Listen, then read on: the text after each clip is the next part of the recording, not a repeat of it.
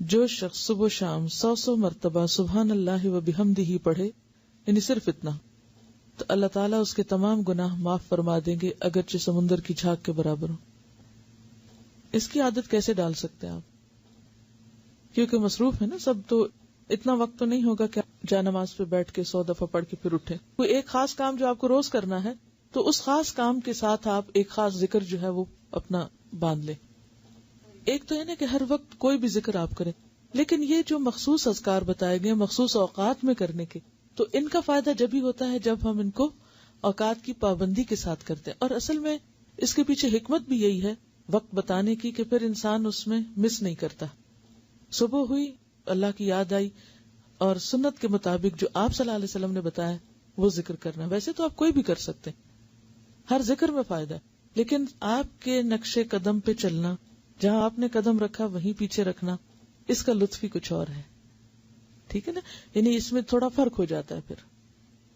چلیے، آپ صلی اللہ علیہ وسلم نے فرمایا صبح و شام 3 مرتبہ یہ دعا پڑھنے والا دن اور رات کی تکلیفوں اور نقصان سے محفوظ رہتا ہے۔ بسم اللہ الذی لا یضر مع اسمہ شیء فی الارض ولا فی السماء وہو السمیع العلیم۔ صبح و شام اس اللہ تعالی کا نام لیتا ہوں جس کے نام کی وجہ سے زمین و آسمان کی کوئی چیز نقصان نہیں پہنچا سکتی، اور وہ سننے اور جاننے والا ہے۔ آپ صلی اللہ علیہ وسلم اس دعا کو بھی روزانہ صبح و شام 3 مرتبہ پڑھتے تھے۔ اللہم عافنی فی بدنی، اللہم عافنی فی سمعی، اللہم عافنی فی بصری، لا الہ الا انت۔ اس دعا کو آپ صبح اور شام کے مثلا سنت کے بعد یا فرض کے بعد اگر مقرر کر لیں تو انشاءاللہ تعالی پھر بھولیں گے نہیں۔ اے اللہ میرے بدن میں عافیت عطا فرما، اے اللہ میری سماعت میں عافیت عطا فرما، یعنی میرے کان ٹھیک رکھ، اے اللہ میری بینائی میں عافیت عطا فرما۔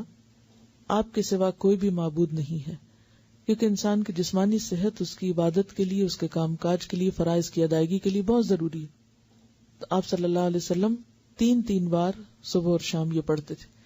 اب ویسے تو آپ ایک بار بھی پڑھ سکتے ہیں، لیکن اصل سنت کیا ہے؟ پھر 3 بار پڑھنا۔ آپ صلی اللہ علیہ وسلم نے فرمایا کہ جو شخص سورہ اخلاص، سورہ فلق اور سورۃ الناس صبح و شام 3 بار پڑھے گا تو وہ ہر قسم کی آفت سے محفوظ رہے گا۔ ترمذی کی روایت ہے۔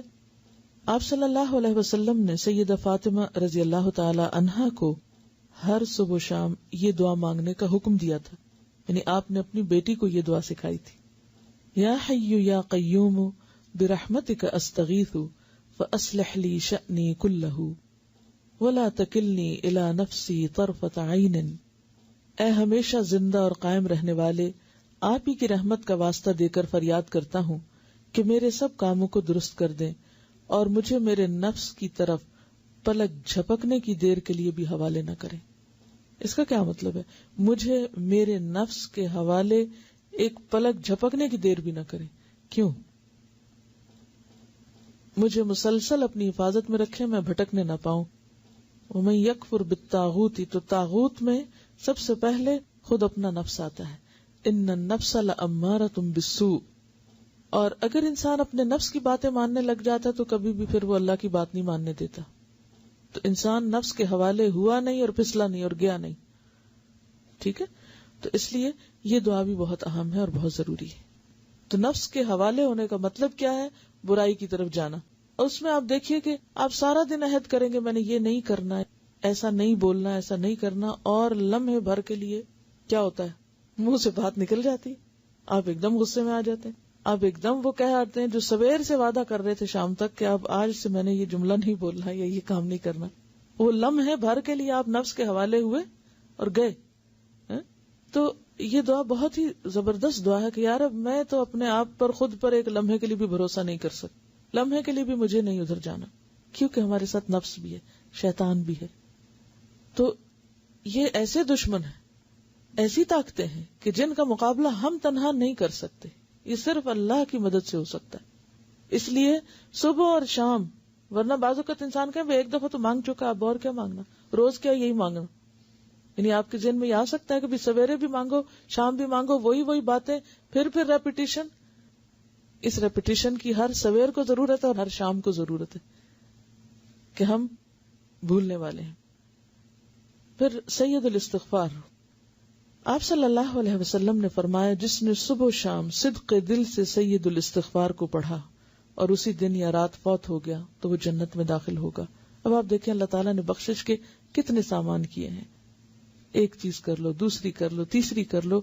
یعنی یہی اس کی رحمت ہے کہ اس نے چھوڑا نہیں بھٹکنے کے لیے، یا اللہ بندوں پہ ظلم نہیں کرتا. لیکن اگر بندے خود ہی غفلت کے شکار رہیں اور کسی بھی چیز سے فائدہ نہ اٹھائیں تو پھر جبر نہیں کرتا اللہ تعالیٰ. سید الاستغفار یہ ہے: اللہم انت ربی لا الہ الا انت خلقتنی وانا عبدک وانا علی عہدک ووعدک ما استطعت اعوذ بک من شر ما صنعت ابوء لک بنعمتک علی وابوء بذنبی فاغفر لی فانہ لا یغفر الذنوب الا انت. اے اللہ، آپ ہی میرے رب ہیں، آپ کے سوا کوئی عبادت کے لائق نہیں. آپ نے مجھ کو پیدا کیا ہے اور میں آپ کا بندہ ہوں، اور میں اپنی طاقت کے مطابق آپ سے کیے ہوئے عہد اور وعدے پہ قائم ہوں. میں اپنے برے اعمال کے وبال سے آپ کی پناہ چاہتا ہوں. میں آپ کی نعمتوں کا اقرار کرتا ہوں، یعنی جو بھی آپ نے نعمتیں مجھ پر کی ہیں ان سب کا اعتراف کرتا ہوں، اور اپنے گناہوں کا بھی اعتراف کرتا ہوں. یعنی ایک طرف تو نے مجھے اتنا کچھ دیا اور دوسری طرف میرے گناہوں کے